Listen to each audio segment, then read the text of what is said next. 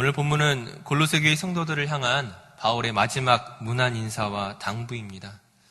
여러 사람들의 이름이 등장하고 있는데 바울들이 이들을 추천하고 또한 대신해서 인사하는 모습을 통하여서 오늘날 교회가 어떻게 세워져야 하는지를 우리가 다시 한번 말씀 가운데 살펴보고자 합니다. 먼저 오늘 본문 7절에서 9절까지 보시게 되면은 두기고와 오네시모라는 사람에 대해서 소개하고 있습니다. 이들에 대해서 먼저 소개하는 이유는 이 두 사람이 이 바울의 심부름을 가지고, 즉 서신을 가지고서 전달했던 사람들이었기 때문이었습니다. 지금 이들에 대해서 바울이 어떻게 설명하고 있습니까? 먼저 두기고에 대해서 보게 되면은 7절 말씀에 사랑받는 형제요, 신실한 일꾼이요, 주 안에서 함께 종이 된 자라. 오네시모에 대해서도 9절 말씀을 보시게 되면 신실하고 사랑을 받는 형제요. 지금 이 두 사람에 대해서 어떤 공통점이 있습니까? 사랑을 받는다, 그리고 신실하다라는 공통점이 있습니다. 사랑을 받고 신실하다, 즉 하나님과 사람들로부터 모두 인정받은 사람들이란 것이죠. 참 이것이 참으로 중요합니다. 간혹 어떤 사람이 있겠습니까? 어떤 사람은 주변 사람들과 인간관계를 잘 맺습니다. 친절하고 도와주고 잘 섬겨주고 싹싹하고, 하지만 막상 예배 시간이 되면 항상 지각하고 또는 졸고 기도하기 귀찮은 그런 사람이 있을 수 있죠. 반대로 예배도 잘 드리고 매일 성경도 읽고 기도도 열심히 하지만 막상 사람들과 만나면 싸우고 상처 주고 실망감을 주는 사람도 있습니다. 이처럼 아무리 신앙이 좋아 보여도 사람들과 다투는 사람, 반대로 사람들과의 관계는 좋지만 미적지근한 신앙을 가진 사람, 이런 사람들은 교회의 일꾼으로 추천할 수가 없죠. 하지만 두기고와 오네시모는 하나님과 사람들로부터 사랑을 받는 그 신실한 종으로서 바울이 추천하는 것입니다. 특별히 오네시모는 어떤 사람입니까? 본문 9절 말씀을 다시 한번 보시게 되면은 그는 너희에게서 온 사람이라고 소개합니다. 즉 편지를 받고 있는 이 골로새 교회, 이 지역에 살았던 사람이죠. 사실 선지자가 고향에서는 환영받지 못한다라는 예수님의 말씀처럼 오네시모는 골로새에서는 환영받기 어려운 사람일 수 있었습니다. 왜냐하면 그에 대해서는 바울의 또 다른 서신인 빌레몬서에 자세히 언급되어 있는데 그는 노예 출신이기 때문입니다. 더군다나 도망친 노예였습니다. 즉 오네시모가 골로새 출신이라고 할지라도 막상 그 자기의 고향에서 인정받기가 어려운 편인데, 더구나 도망친 노예라는 사실은 사람들이 그를 향하여 편견을 가지고 바라볼 수밖에 없는 그런 상황이었죠. 그러므로 바울이 그 오네시모를 위해서 특별히 그의 전 주인이었던 빌레몬에게 별도의 편지를 전달한 것이 빌레몬서였습니다. 아마 이 빌레몬이 이 골로새 교회의 성도였을 가능성이 높은데, 이처럼 오해와 편견을 받을 수 있는, 오히려 위험해질 수 있는 상황이 있음에도 불구하고 바울이 그 오네시모를 통하여 이 골로새 교회에 편지를 전달하는 이유가 무엇이겠습니까? 그 이유에 대해서 두 가지를 한번 생각해 보았는데, 첫 번째는 오네시모가 비록 도망친 노예라는 그 과거의 이력을 가지고 있지만은 바울을 만난 이후에 예수 그리스도를 영접하고 그가 새 사람이 되었다는 것을 바울이 증거하기 위해서입니다. 이제 그가 더 이상 그 과거에 도망친 노예로서의 신분이 아니라 하나님과 사람들로부터 인정받을 수 있는 신실한 일꾼 되었음을 바울이 추천하면서 그의 잘못된 과거를 청산하기 원하는 그런 바울의 바람이었을 것입니다. 두 번째는 그 오네시모의 주인이었던 이 빌레몬을 비롯한 골로새 교회 성도들의 성숙한 신앙을 믿었기 때문이었습니다. 그들을 당부하는 것이죠. 바울이 지금 노예제도를 깨트려야 된다라고 말하는 것은 아니죠. 하지만 하나님을 믿는 믿음 안에서 종이나 또는 주인이나 그 어떤 누구라 할지라도 예수 그리스도 안에 한 형제됨을, 한 가족됨을 그들의 성숙한 신앙으로 받아들일 것을 믿었기 때문이었습니다. 아마 당시의 그 사회적인 관습과 법안에서는 그것이 불가능한 일이죠. 하지만 예수 그리스도를 믿는 믿음은 그 모든 것을 넘어서서 하나 되게 할 수 있는 유일한 방법이란 것입니다. 그동안 골로새서 말씀을 통하여 그리스도인의 삶을 이 세상이 감당할 수 없는 것이라고 말씀드렸습니다. 사실 우리의 의지와 우리의 실력만으로는 할 수 없는 일들이죠. 하지만 우리 안에 계신 성령님께서 하나님의 성품을 우리 가운데 심으셔서 우리를 통하여 그 놀라운 일들을 하게 하실 줄로 믿습니다.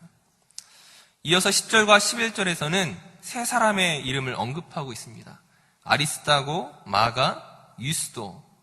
이들 세 사람은 모두 할레파 유대인들이었습니다. 즉 그리스도인이지만 그들이 유대인으로서 할례를 받고 율법을 지키는 사람들이었죠. 근데 바울이 이들에 대해서 무엇이라고 지금 설명하고 있습니까? 유대인 중에서 특별히 이들만이 하나님의 나라를 위해 함께 애쓰는 사람이라고 소개하고 있습니다. 그리고 그로 인하여 그들이 나에게, 바울에게 얼마나 위로가 되었는지를 지금 바울이 덧붙이고 있죠.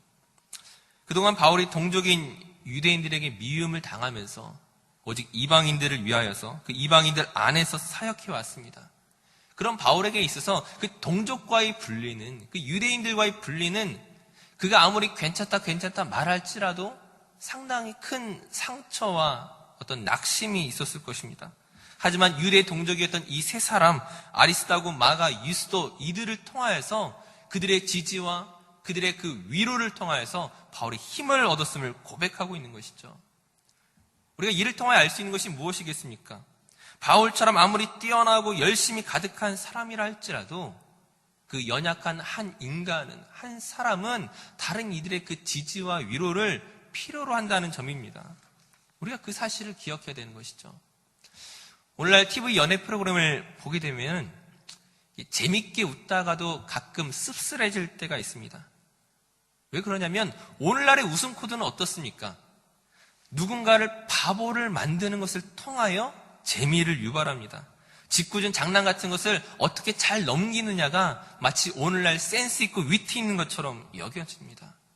이런 연예인들의 그 말장난과 같은 것들이 어느덧 우리의 삶 속 깊숙이 들어와 있지 않습니까? 우리들 안에서도 웃음이란 이유로, 침묵이란 이유로 때로는 누군가에게 면박을 주고 우스갯거리로 만들 때가 있지 않습니까? 사실 이런 것은 잠깐의 웃음이 될 수 있지만 그러나 진정한 위로가 되지 못하는 것이죠. 많이 웃었는데 화기애애했던 것 같은데 막상 공허한 웃음으로 끝날 확률이 높습니다. 여러분에게 TV 프로그램을 보지 말라, 연애 프로그램 이거 안 된다, 이것을 말하는 것이 아니라 교회 공동체에서만큼은 그런 세상이 주는 위로, 잠깐의 웃음이 아니라 서로를 깎아내리거나 면박 주는 것이 아니라 지지하고 세워주고 높여주는 것들이 필요하다는 것이죠. 하나님만이 주실 수 있는 그 위로를 교회 공동체 안에서, 그 믿음이란 그 하나됨 안에서 우리가 전달하고 누릴 수 있어야 된다는 것이죠. 다음으로 바울이 소개하는 사람은 12절 말씀의 에바브라입니다. 이 에바브라에 대해서 어떻게 소개하고 있냐면은 그 역시 너희에게서 온 사람이라고 소개하고 있습니다. 그가 항상 너희를 위하여 무엇합니까? 애써 기도하며 너희가 하나님의 모든 뜻 가운데서 완전하고 확신 있게 서기를 기도하는 사람이라고 말하고 있습니다. 지금 그가 기도하는 사람이었는데 그의 기도에 어떤 수식어가 붙어 있습니까? 항상, 애쓰며, 완전하고 확신 있게. 그 자기의 고향 교회를 향한, 그 골로새 교회를 향한 그의 간절한 마음이 지금 바울의 표현들을 통해서 그들에게 전달되고 있는 것이죠. 이 에바브로의 기도를 보면서 우린 누구를 생각하겠습니까? 어디를 생각하겠습니까? 고향을 떠나온 우리들 역시 우리 고국, 조국 대한민국을 생각하지 않겠습니까? 우리가 누구나 다 알다시피 최근 참으로 어지러운 이 대한민국의 현실을 바라보면서 그 어느 때보다 그 조국을 향한 그 기도가 많이 필요함을 느끼실 것입니다. 조국을 위해 기도하실 때에 에바브라처럼 기도하시기 바랍니다. 어떻게 합니까? 항상 애쓰며 완전하고 확신 있게 기도함으로써 하나님의 뜻이 우리 대한민국을 통하여 나타날 수 있도록 기도하는 저와 우리 성도들 되셨으면 좋겠습니다. 이어서 14절 말씀에 보시게 되면은 누가와 데마에 대해서 언급을 하고 있죠. 이 누가는 의사라는 것과 또한 그가 바울에게서 사랑을 받는 자라는데 특별한 의미를 보여주고 있습니다. 그런데 반면에 데마에 대해서는 특별한 수식어가 없습니다. 그동안 우리 앞서 소개했던 사람들에 대해서는 이 사람이 사랑받는 자요, 신실한 자요, 그가 너희를 위하여 기도하는 자요, 여러 가지 소개를 하고 있는데 막상 데마에 대해서는 그냥 이름만 언급하고 있죠. 이제 짐작을 해볼 수 있는 것이 디모데후서 4장 10절 말씀에 보시게 되면은 데마는 세상을 사랑해서 바울을 버리고 데살로니가로 간 인물로 소개하고 있습니다. 즉, 이 편지를 쓰고 있는 이때 당시에 어찌 보면 아마 데마에게서 이런 조짐이 보였을지도 모르겠습니다. 그래서 데마에 대해서는 아무런 수식어가 없죠. 그리고 마지막으로 소개하는 인물이 우리 17절의 아키뽀입니다. 바울이 그에게 이르기를 주 안에서 받은 직분을 삼가 이룰 것을 전하고 있죠. 그가 감당해야 할 것이 어떤 것이었는지 우리는 알 수 없지만 그러나 분명한 것은 무엇입니까? 그가 해야 할 일들이 주님께 받은 것이죠. 주 안에서 받은 직분이었습니다. 우리가 어떤 임무를 맡게 되었을 때에 누가 그 일을 맡겼는가에 따라서 그 책임감과 부담감이 달라질 수밖에 없을 것입니다. 물론 누가 맡겼든 간에 내가 해야 할 일로서 책임감을 가지는 것은 당연하겠지만 저와 여러분의 생명의 주인 되신 하나님께서 그리스도께서 그 일을 맡기신 것이라면 마찬가지로 우리의 생명을 다하여 우리의 주신 그 직분에 따라 충성을 다해야 할 것들이 마땅할 것입니다. 그런 의미에서 바울은 아키뽀에게 당부하는 것이고 우리에게도 그 주신 직분을 따라 충성을 다할 것을 권면하고 있는 것입니다. 결론적으로 바울이 이 골로새서를 어떻게 마무리하고 있습니까? 18절 말씀에 보시게 되면은 내가 매인 것을 생각하라고 이야기합니다. 지금 나의 감옥에 갇힌 이 현실을 생각하라. 무슨 의미일까요? 지금 나의 비참한 처지를 불쌍히 여겨달라는 말이 아니죠. 이 매인 것에서부터 나를 구해달라고 하는 그런 요청이 아닙니다. 바울이 서신 곳곳에서 어떻게 표현하고 있습니까? 내가 복음을 위하여 매였다. 지금 어쩔 수 없이 붙잡힌 것이 아니라 내가 매였다고 말합니다. 내가 이곳에 왔다라고 이야기합니다. 그것을 나의 기쁨으로 여긴다라고 고백하고 있습니다. 그리고 그가 서신 곳곳에서 우리에게 권면하는 것은 너희가 나와 같이 매인바 되기를 원한다는 것이죠.